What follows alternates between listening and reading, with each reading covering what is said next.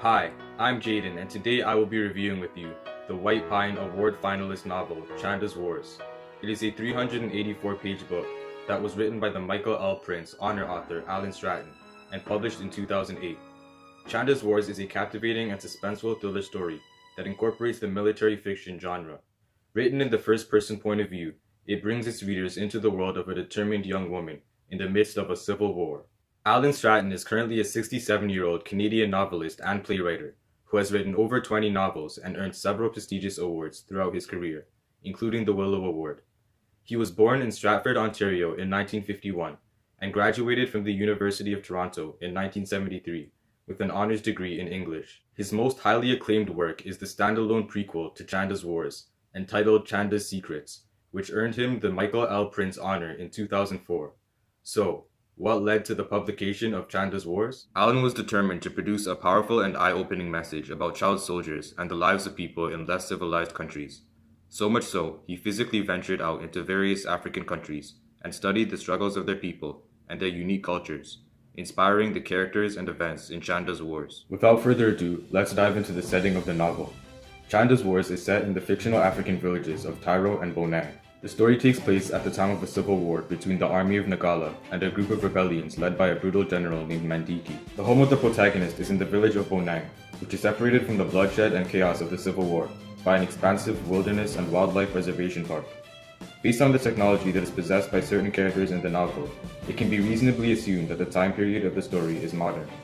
From the beginning, the author creates a mysterious and ominous mood by captivating the reader in a vivid and unpleasant dream of the protagonist. The struggles of the protagonist, as explained early on, and the threat of the brutal rebels of Nagala contribute to a dark atmosphere. The story follows a young woman named Chanda 6 months after her mother has passed away from the AIDS virus. Consequently, she is faced with the daunting task of caring for her two younger siblings, Iris and Soli. By day, she must work as a teacher at a local school to provide for her family. By night, she is terrorized by a horrifying dream that replays the day she found her mother dead under a tree in Tyro. Based on her village's spiritual belief system, Chanda is advised that her dreams are a message sent to her by her ancestors, urging her to go back to Tyro and reconcile with distant family members. Though initially reluctant, Chanda decides that this has the possibility of bringing closure in the death of her mother. Along with Soli and Iris, Chanda journeys to the land in Tyro owned by her grandmother. Unfortunately, Chanda's visit in Tyro leads her to cross paths with the fearsome rebels of Nagala, which is a major escalation in the severity of the conflict. Chanda's world is flipped upside down as Mandiki and his rebels pass through the town of Tyro, kidnapping Soli and Iris, among others, as child soldiers.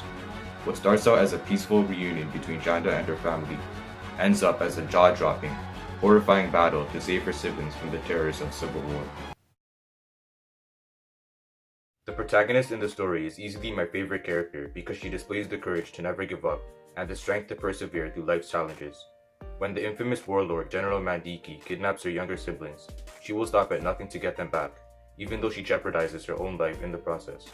An excerpt from page 223 reads, "My forehead tingles, there's a fluttering in my ears. A power surges through my body. I raise my arms to the open roof, the sky.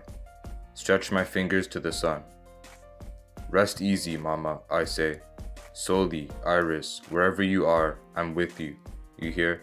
I'm coming to get you. I'm going to bring you home."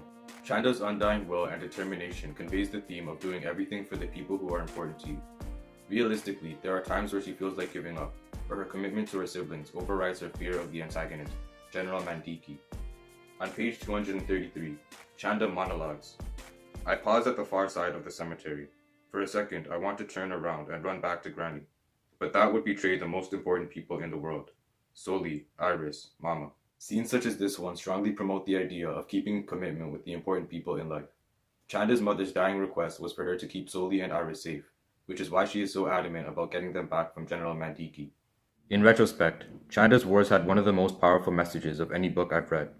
Although the setting was fictitious, it was an accurate reflection of the conditions of children in war-struck countries who are unfortunate enough to become child soldiers. Its theme encourages readers to be persistent and committed just like the protagonist. I would strongly recommend Chanda's Wars to readers who enjoy suspense or military fiction and are interested in learning about ongoing issues in third world countries. Thanks for watching my book talk and goodbye.